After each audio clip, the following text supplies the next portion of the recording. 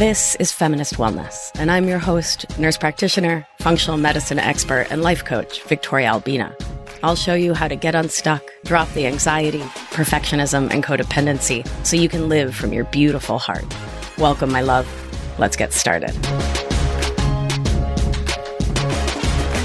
Hello, hello, my love. I hope this finds you doing so well.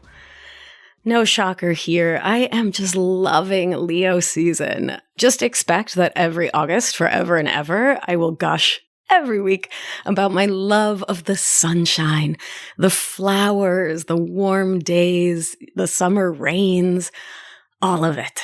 And I just feel such embodied joy right now. I feel so alive and free in my body, and I don't ever want to stop talking about it because it feels so good. And one of my favorite times to do deep introspective work is when I'm feeling amazing, when I'm feeling so vibrant and alive and joyful and full of gratitude. It's such a good time for me to look at the things in my life, my own habitual thought patterns that have led me down paths that I haven't always liked in hindsight. Not from the lens of regret, because remember, regret is always optional. It's never something you have to feel. It's a choice you get to make or not make. And I'm out here not making the choice to regret anything I've done in my life because it's all been amazing teachers, incredibly painful teachers sometimes, but teachers nonetheless, now in hindsight on the other side of it. And so I want to dive in. Last week, we talked about Attachment Styles 101, a top-level view of a somewhat complex theme with a focus on insecure attachment, specifically anxious attachment, which is the kind I see most in us externalizers, folks with a thought habit of basing our sense of self-worth in other people, in their thoughts and feels, their needs, and always asking, how can we meet those needs? Often without even asking them, and how can we manage their opinion of us so we don't feel anxious about ourselves? From our codependent anxiety, we tend to cling, to put other people's needs and wants ahead of our own, to get anxious about whether we are truly loved, wanted, and cared about, and all of that can lead us to rush into things, which is our topic for today. When anxious attachment gets activated in dating, or in a new job or a friendship, even in our healing work, we can feel this desire, like this urgency, this drive to skip steps, to skip chapters in the story of our lives because we're working from the false premise that doing so will help us to feel safe, because we don't know how to sit with the discomfort of the liminal space, the space of something being new and undefined. The space where the possibility of things turning out the way we want them to sits alongside the possibility of things not working out the way we want them to. The possibility of being rejected, ghosted, broken up with, fired, which all feels way too scary, too uncomfortable to even begin to allow for when our sense of self-worth and value are so tied to what we think other people think about us, and whether they're proving it to us in the right way or not. This habit of ours of racing through discomfort can happen in avoidant attachment as well. It just looks a little different. In anxious attachment, we race forward into commitment. We leap before we look. And in avoidant attachment, we push commitment aside, neither looking nor leaping. Either way, we're making painful, self-harming choices in an attempt to feel control, in an attempt to source safety outside of ourselves. And the results can be so super painful. In codependent thinking, as in anxious attachment, we believe that we need other people to make us feel safe because we don't yet know, and hear the yet there, my love. We talked all about yet thinking in episode 98. We don't yet know how to be truly, deeply anchored in our own selves, to have our own backs, regardless of what other people think, say, feel, or do. From our childhoods, our family blueprint, we came to believe that we need other people to meet our needs, And so we race along meeting other people's needs in an attempt to get them to want to meet ours. We believe we need someone else to validate our worth, our desires, our thoughts, our everything, and we don't feel safe and secure without a partner to task with doing that job of doing our internal work for us. Sound familiar? It totally does to me. I did this for years, jumping from relationship to relationship, U-hauling so fast and not pausing to check in with myself to see if I actually wanted what this other person has to offer. Instead, I dated the next person who seemed to maybe offer me safety. The next person who liked me, who made me feel wanted, valued, important enough for them to want to date, not pausing to see if I really wanted to date them. See, I wanted to feel chosen. I didn't feel chosen growing up. I felt like a bother, a burden, a nuisance, too loud, too rambunctious, too alive, too wild, an annoyance.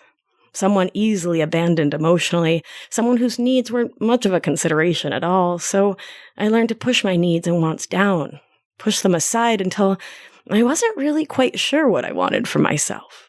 And I totally knew what I could do for everyone else, how I could please everyone else, how I could ingratiate myself to everyone else in a subconscious attempt to get them to stick around so I could feel safe. And of course, the irony is that when you're in relationships, you're not actually actively choosing. When you're racing ahead and skipping steps and chapters, things just don't actually work out because you're not choosing for you. You're choosing from fear. And while that's super understandable, I honor why I did that in the past. It doesn't actually lead to any kind of real safety. Because fear is a lousy guide for living, and I should know. Fear was my habitual primary driver in so many of my dating choices. Not to mention graduate degrees. One of the things that can happen when we have that energy, that frenetic energy inside us rushing us along to what feels like safety, is that we can either misinterpret our bodily signals or we can run roughshod over them. And I've absolutely done both, so if you're like, ugh, me, it's okay. No need for guilt or shame here. You're always just doing the best you can with the skills and tools that you had at that moment. Right, my tender ravioli? So if you're going to there, just pause before getting mean to you. Compassion always gets you so much further than self-flagellation. So I can think back to a relationship where the red flags were blowing in the wind from minute one. Many of the things that ended up being real sticking points, real pain points in that relationship were things I noticed, even wrote about in my journal, told my friends about right at the beginning. It's like, wow, those red flags, I saw them. I took note. I actually broke up with the person I'm thinking about here really early on, told them this wasn't the right thing for me. And this was many years ago, and honestly, I didn't trust myself, and I didn't know how to listen to myself, my bodily wisdom, my intuition, the way I do now. I didn't trust my discernment or my inner voice. And so even though I saw those red flags, I pushed right through them. And when something traumatic happened in my life, and anytime I say trauma, I mean it in the clinical sense of an actual life threat response. So something traumatic happened, and this person who I saw all the red flags about, they showed up for me. They really did. They were great in that moment. And my inner children anxious attachment, which was still very much alive in me, leapt to the fore to say, this must be a safe human. And maybe this person will continue to protect you and care for you. So go ahead and ignore those red flags. Just keep moving forward, race forward, rush forward. That sounds smart, even though you're actually not really that into them. You just saw that you're not safe on your own, so attach. And because those were my thought habits that created my feelings, I rushed it. I jumped in both feet first without really pausing to check in. Impatient to feel safety, even at a deep cost to my long-term and honestly my short-term joy. I let the oxytocin, that safety and love hormone, the dopamine, that motivating hormone, take the place of thoughtful consideration of fit, of my wants, needs, and desires. And oh, wow, did that end poorly? Nerd alert, my darlings, nerd alert. Oxytocin and dopamine are the hormones that flood you when there is a new like or love or interest in your life. And oh my goodness, those chemicals feel so amazing. And when you're not actively embodied, when you're living from the neck up versus living in your whole human experience, it's so easy to confuse the chemicals of lust and desire with your intuition, with your gut telling you whether this is right for you or not. Listen, my mammals, it makes so much sense that when your attachment system is geared towards safety as something external to you, of course you're going to jump in to get in it. I mean, of course you are, and of course you did. That makes mammalian sense. And we always honor that, right? We don't beat ourselves up for it. And then we learn better and do better. We learn to pause and do thought work. And until we learn to pause and also do somatic work, to feel and to be truly and deeply embodied, until we learn how to take our lives back from our habitual, unintentional way of being and learn how to get anchored in ourselves again, of course we let those chemicals rule us because we legit don't know how to do life any other way. I know I sure didn't. And I'm so glad I know other ways now. So, let's talk remedies, like we do. Top amongst them is raising your awareness about your own desire, that habit, that pattern of rushing, and actively working to slow things down. And this is the importance of all the tools we talk about here on Feminist Wellness, is that we learn how to slow our roll. To not jump from having a single date to telling the story that we're in love with this person. To pause before we start planning our picket fence life with them before we even know them.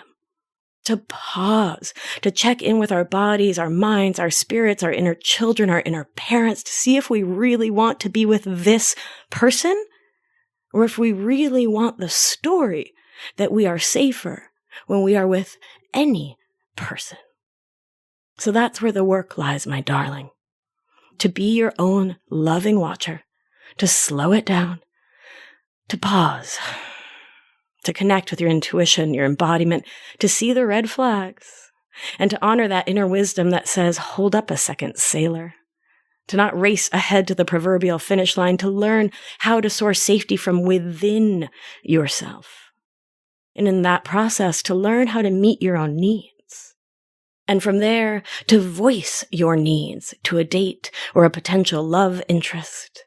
And to learn to listen attentively and with curiosity to how your requests are met. Which for me was about learning to believe someone else when they showed me that they're not willing or able to show up for me or my needs.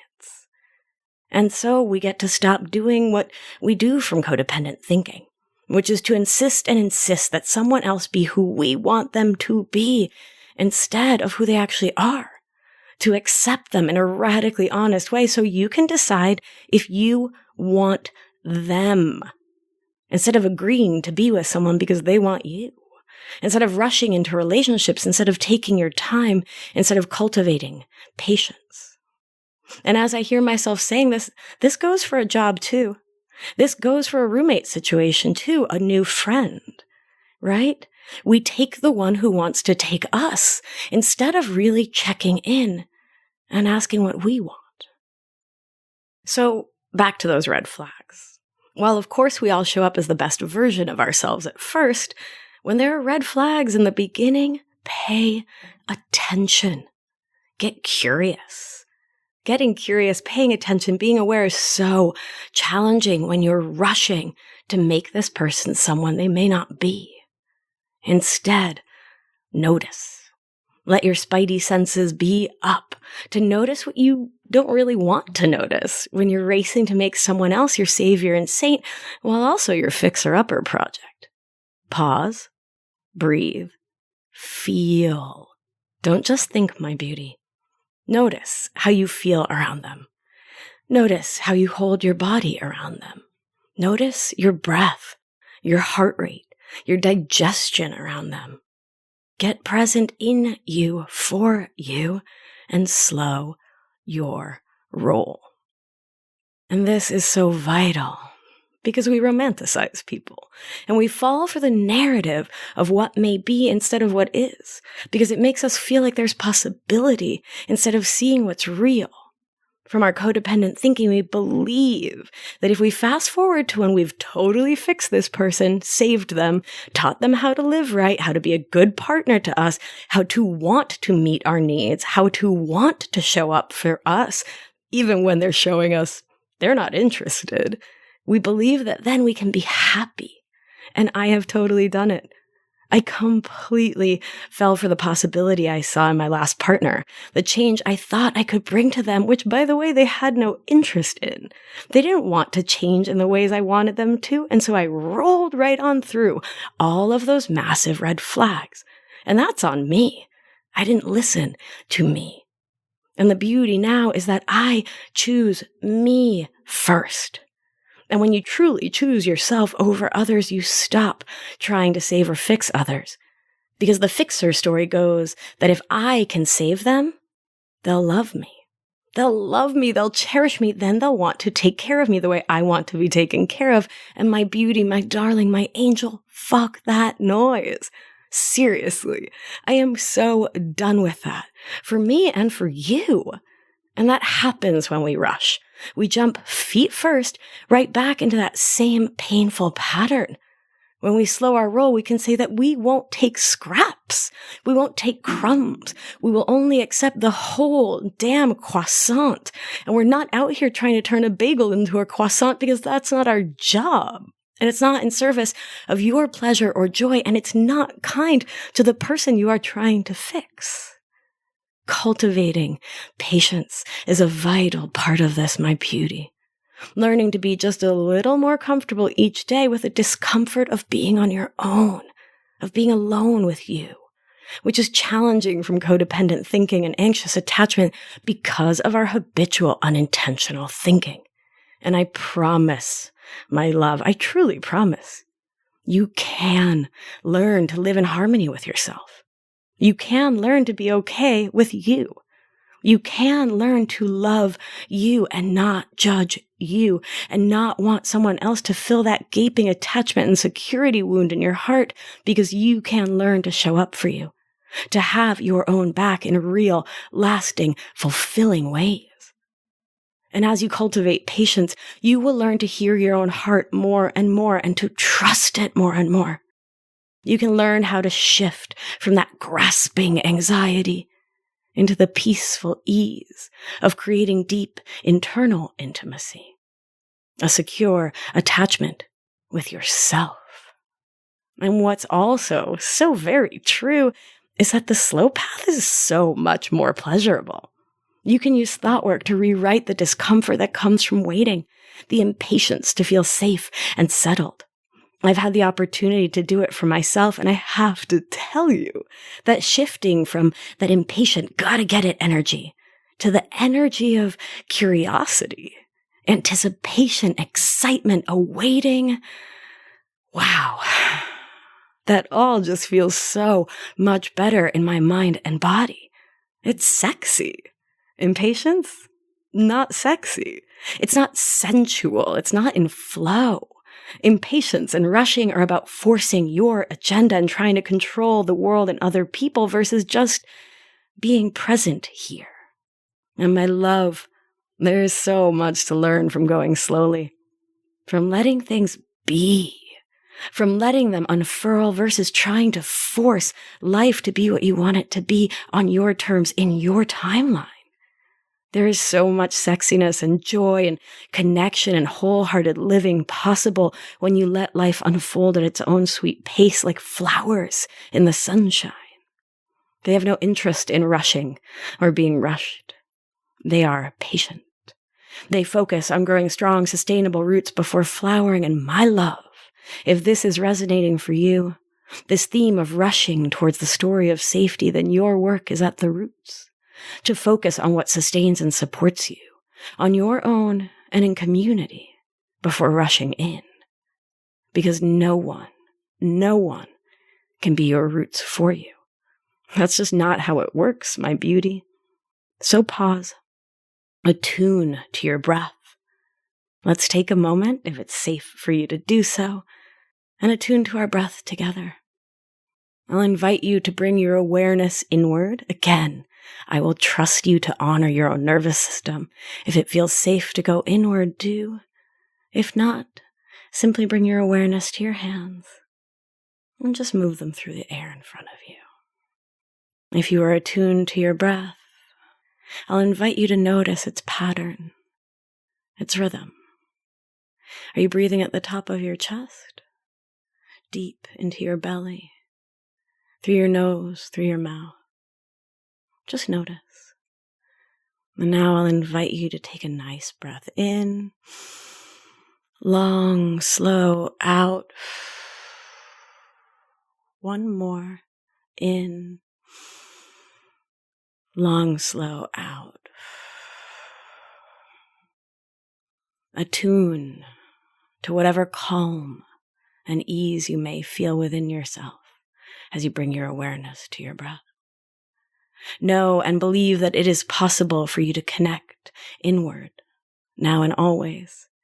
And know too, because science, that the more you connect inward with your own ability to regulate your nervous system in the chill moments, the more ease you'll have in the challenging moments. In the moments when there's that part of you that wants to rush to the end without enjoying the middle. The moments when new and fresh and full of possibility feels more like scary and something to push through and against, you can come back to your strong and anchoring roots and can remind yourself. As long as you stand strong by your own side, listening to your own heart, your breath, your gut, your intuition, as long as you pause to ask yourself, what would self-love do now? You'll be able to slow it all down and to connect in with your own truth, to feel more securely attached within yourself versus letting your anxious attachment and codependent thought habits rule your life. You truly can live with more pleasure, ease, alignment, intention. You too can slow your roll. This I know to be true. Thank you for listening, my love. If this topic and the topics I share on the show are hitting home for you, you're going to want to join us for Anchored, my 6-month program all about overcoming codependency, perfectionism, and people-pleasing and coming on home to you. And listen, I get it. The change can feel scary, but my love, isn't it scarier to think about things just staying the way they are? Status quo of this moment being the forever? Things never changing? My darling, you will keep having the same old painful thoughts and feelings living in the same old way until you learn to harness the power of your prefrontal cortex and your somatic and bodily wisdom for your own and the collective best good. If you're ready to stop being mean to you, to stop rushing through life, to stop putting others ahead of you, and to start dating and living with intention, Anchored is for you. Head on over to victoriaalbina.com/anchored to learn more and to apply today. It's filling up pretty quick and we get started on September 20th, 2021. So if you're interested, seize the day, my darling. Join us now. All right, let's do what we do. Gentle hand on your heart if that feels loving and supporting. Attune once more to your breath, that marker of our interdependence with all life. Remember, you are safe, you are held, you are loved. And when one of us heals, we help heal the world. Be well, my beauty. I'll talk to you soon. If you've been enjoying the show and learning a ton, it's time to apply it with my expert guidance so you can live life with intention without the anxiety, overwhelm, and resentment so you can get unstuck. you're not going to want to miss the opportunity to join my exclusive, intimate group coaching program. So head on over to victoriaalbina.com/masterclass to grab your seat now. See you there. It's going to be a good one.